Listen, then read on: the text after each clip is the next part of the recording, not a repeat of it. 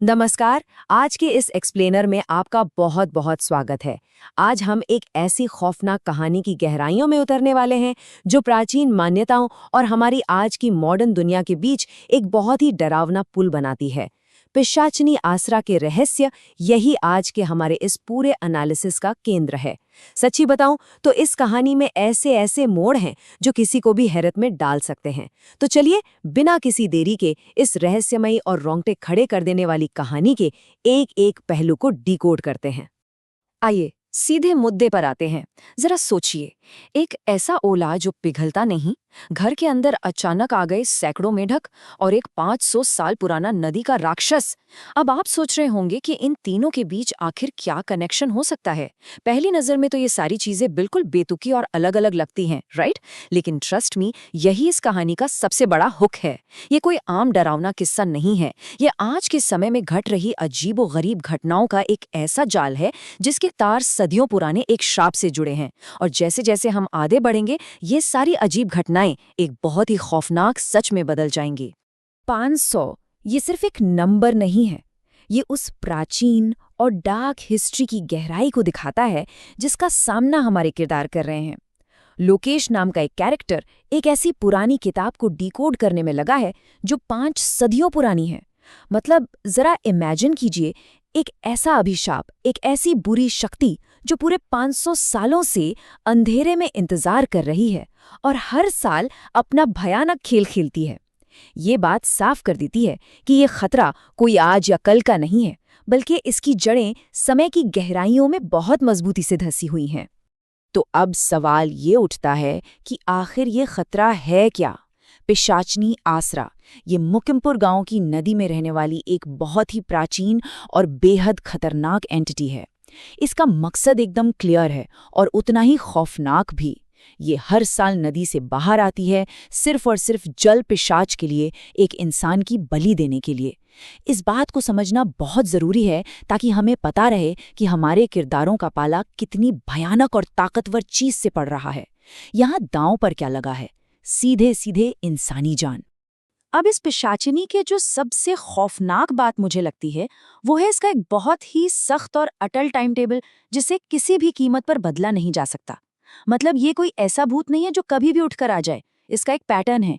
1 मई को ये अपने पहले शिकार के लिए बाहर आती है, फिर 9 मई को एक अजीब घटना होती है जहां मनु राशि की लड़कियां बिना किसी कारण रोने लगती हैं, और फाइनली श्रावण महीने की 14 तारीख को नदी के किनारे अंतिम बलि दी जाती है।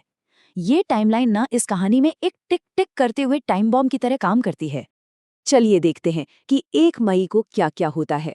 ये वो शुरुआती वार्निंग साइंस हैं जो प्रूव करते हैं कि 500 साल पुरानी वो बात आज सचमुच हो रही है। देखिए, ऐसे ओले गिरना जो पिघलते ही नहीं बल्कि सूरज निकलते ही गायब हो जाते हैं। अचानक से बंद घरों के बाथटब का पानी से फुल हो जाना, बिना किसी वजह से घर के अंदर मेंढकों का आ जाना, और सबसे डरावना, अनीता नाम की एक औरत का लंबे नाखूनों वाली एक लड़की द्वारा पानी के अंदर खींच लिया जाना। ये सारी घटनाएं चीख चीख कर बता रही हैं कि पिशाचनी का खेल शुरू हो चुका है और वो बहुत ही अग्रेसिव है। यहाँ पर ना हमें एक बहुत ही शानदार कंट्रास्ट देखने को मिलता है। 2 अलग अलग दुनियाएं आमने सामने हैं। एक तरफ हमारी आज की मॉडर्न दुनिया है, जहां राधिका और उसका भाई सचिन जॉब इंटरव्यू, प्रमोशन और शहर की उस भागदौड़ भरी लाइफ में बिजी हैं। उन्हें आने वाले खतरे का रत्ती भर भी अंदाजा नहीं है। और दूसरी तरफ है वो प्राचीन श्राप, जहां लोकेश पागलों की तरह उस 500 साल पुरानी किताब के रहस्य सुलझाने में लगा है, जिसमें इस भयानक तबाही की साफ साफ भविष्यवाणी की गई है। अज्ञानता और खौफ के बीच का ये जो खेल है ना, ये इस कहानी को नेक्स्ट लेवल पर ले जाता है। अब इस खौफनाक गणित को जरा ध्यान से समझिए। किताब के रूल्स कितने स्ट्रिक्ट हैं, ये 9 मई की घटना से साबित हो जाता है। 1 मई को वो उस लड़की को चुनती है जो बुधवार की रात को पैदा हुई हो, लेकिन 9 मई को पूरे राज्य में 25 साल से ऊपर की वो सभी लड़कियां जिनकी राशि मनु है, वो रहस्यमयी तरीके से पूरी रात बिना वजह रोती रहती हैं और एकदम म्यूट हो जाती हैं। उनके मुंह से आवाज ही नहीं निकलती। अब ये कोई इत्तेफाक तो हो नहीं सकता, है ना? ये इस बात का सॉलिड मैथमेटिकल प्रूफ है कि उस पुरानी किताब के खौफनाक नियम 100% सच हैं। जैसे जैसे हम आगे बढ़ते हैं, डर का साया और गहराने लगता है।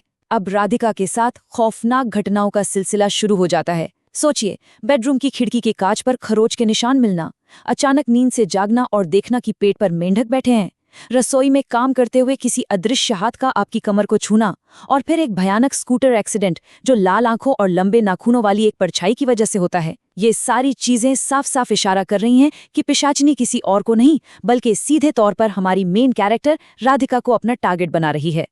इन सारी अजीब घटनाओं के बीच सबसे बड़ा टर्निंग पॉइंट तब आता है जब लोकेश की नजर राधिका के हाथ पर एक रहस्यमय निशान पर पड़ती है। बस यही वो निशान है जो सब कुछ क्लियर कर देता है। ये कंफर्म करता है कि राधिका ही वो मनु राशि वाली लड़की है जिसे पिशाचिनी ने श्रावण की 14 तारीख की फाइनल बलि के लिए चुन लिया है। अब राधिका कोई आम शिकार नहीं रही, बल्कि वो उस शैतानी अनुष्ठान का मेन सेंटर बन चुकी है। और यहीं से शुरू होती है जान बचाने की एक जबरदस्त रेस। अब हमारी इस इन्वेस्टिगेशन का दायरा शहर से निकलकर मोकमपुर गांव तक पहुंचता है। यहाँ गांव वाले सदियों से खुद को बचाने का एक प्राचीन तरीका इस्तेमाल करते आ रहे हैं। ये 3 स्टेप्स में होता है। पहला, कुंभ राशि की 3 लड़कियां 3 रातों तक एक खास मंत्र का जाप करती हैं।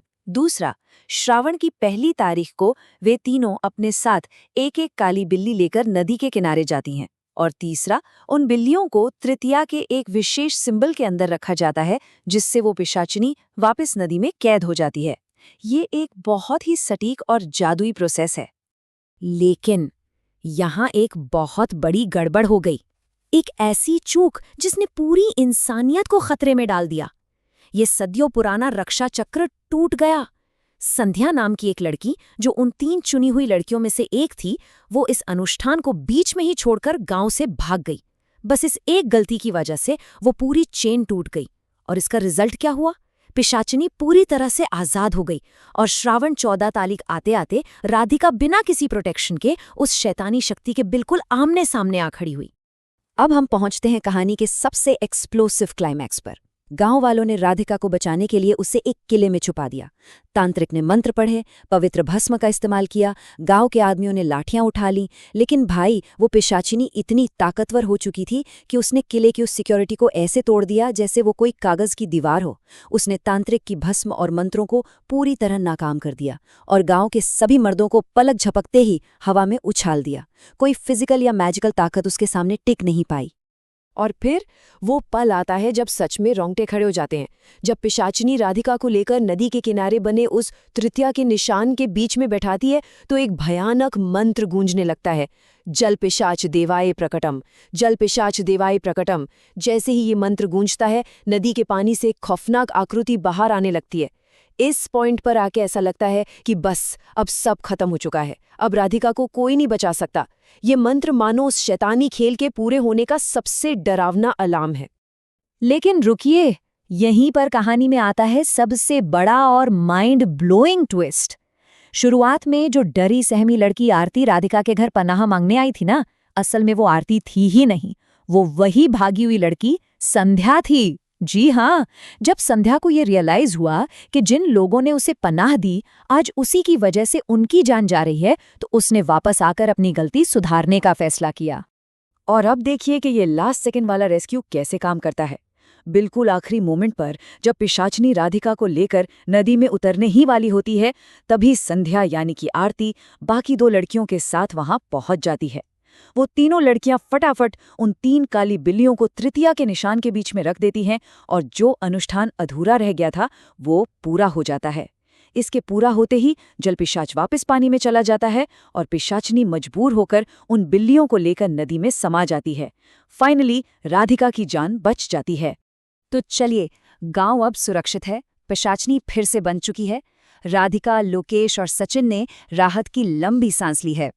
लेकिन एक बहुत ही डरावना सवाल अभी भी पीछे छूट जाता है। ये जीत तो सिर्फ 1 साल के लिए है ना? जब अगले साल फिर से श्रावण का महीना आएगा तो ये 500 साल पुराना चक्र तो फिर से शुरू होगा। तो क्या तब भी कोई संध्या इस श्राप को रोक पाएगी? इस सवाल ने तो मुझे सोचने पर मजबूर कर दिया है। खैर, इस एक्सप्लेनर में हमारे साथ जुड़ने के लिए बहुत बहुत शुक्रिया। मिलेंगे अगली बार एक और दिलचस्प टॉपिक के साथ।